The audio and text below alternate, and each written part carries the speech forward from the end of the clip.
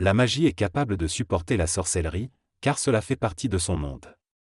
Cependant, elle ne peut pas supporter des avancées technologiques comme la fission nucléaire ou le téléphone. Lorsqu'une information provenant du monde moderne arrive dans le monde de la magie, elle est automatiquement éliminée ou adaptée pour correspondre à leur réalité.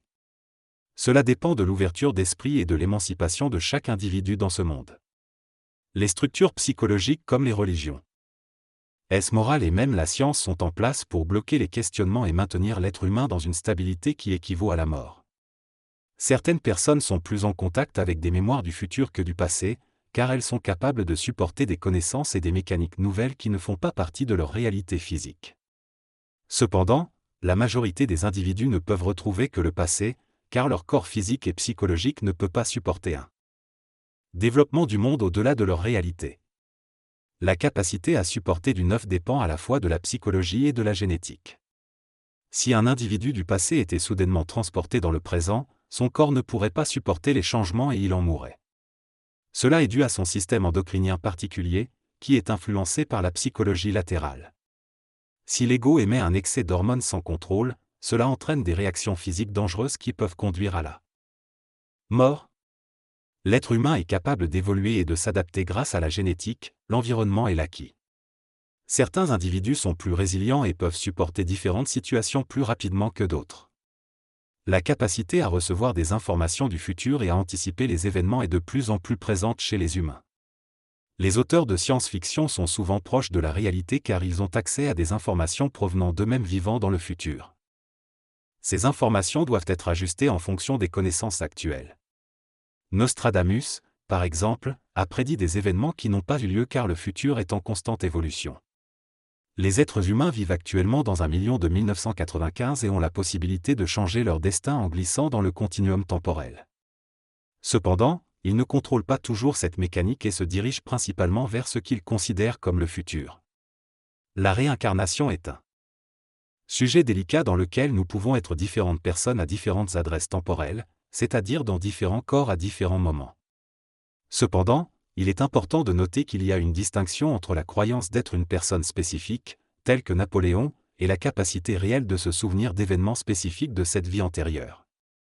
Il est également suggéré qu'il est préférable de ne pas se préoccuper de qui nous étions dans le passé ou qui nous avons été, afin de ne pas se laisser tromper par des informations incertaines ou incorrectes. La meilleure façon de savoir qui nous avons été est de se faire reconnaître par quelqu'un d'autre qui partage ses souvenirs, rendant ainsi l'identification plus fiable.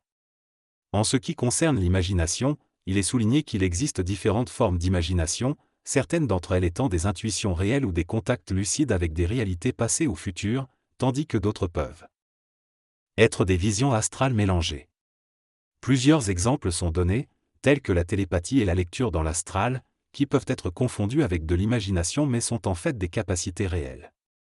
On discute aussi de la capacité de se souvenir du passé en ouvrant un canal et en se connectant à d'autres adresses temporelles, mais il est souligné que cela demande de la pratique et ne doit pas être confondu avec le concept linéaire du temps. Il est possible de se parler et de se rappeler d'événements passés afin de changer certains comportements. Par exemple, si l'on souhaite arrêter de fumer, il est possible d'avoir une conversation avec sa conscience pour se rappeler les raisons de ne pas fumer. Cette rétroaction temporelle permet d'observer nos actions passées et de prendre des décisions différentes dans le présent. Progressivement, il devient plus facile de changer de comportement et éventuellement arrêter de fumer. Cette méthode de communication avec sa conscience peut également être utilisée pour guérir d'une maladie ou résoudre d'autres problèmes. Il est important de prendre le temps d'explorer nos mécanismes humains pour comprendre comment les facteurs extérieurs peuvent nous affecter émotionnellement, ce qui peut conduire à l'apparition de certains symptômes physiologiques.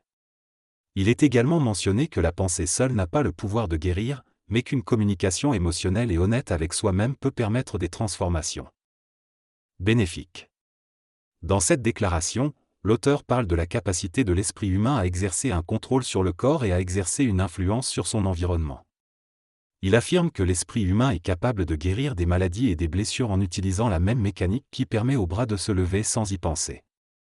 L'auteur explique que certains individus ont la capacité de communiquer avec des esprits du passé, mais les avertit de ne pas se laisser emporter par des souvenirs émotionnels. Il suggère également que l'humain n'a pas besoin de faire face à la souffrance et qu'il peut éviter les situations dangereuses en projetant simplement l'intention que celles-ci ne se produisent pas. Il fait également référence à la différence entre les individus qui vivent dans un état constant de peur et de nécessité de se protéger, et ceux qui vivent dans un état de confiance et de sécurité. L'auteur nie la réalité objective en affirmant que les chiens ne l'attaquent pas et remet en question la notion de réalisme.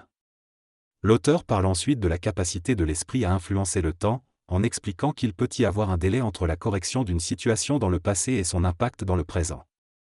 Il mentionne également que ces changements peuvent être considérés comme des miracles par la médecine et la religion. En résumé, l'auteur affirme que l'esprit humain a le pouvoir de guérir, d'influencer son environnement et peut communiquer avec les esprits du passé. Elle remet en question la notion de réalité objective et explique que les changements effectués dans le passé peuvent avoir des effets dans le présent. Dans cet extrait, l'orateur parle de la guérison miraculeuse de certaines personnes, qui sont capables de faire des changements profonds dans leur vie. Il souligne que ce n'est pas forcément lié à une maladie, mais plutôt à une communication inconsciente avec leur passé. Il affirme que chaque fois que l'on fait quelque chose de mal, on en est conscient, et c'est ce qui nous permet de guérir. Il explique que différentes méthodes existent pour guérir, médicaments, opérations, jeûnes, etc. mais que la guérison dépend avant tout de notre état d'esprit. Il suggère que l'humain devrait être à l'écoute de lui-même et de ses aspirations. Il évoque également la possibilité de communiquer avec le passé ou le futur, et souligne l'importance de rester connecté à notre véritable nature. L'orateur partage ensuite une anecdote sur un voyage en Amazonie où une personne avait l'expérience d'une vie passée de conquistador et était capable de voir des choses que les autres ne pouvaient pas voir. Il termine en évoquant la mort du corps physique et en promettant d'explorer ce sujet lors d'une prochaine conférence.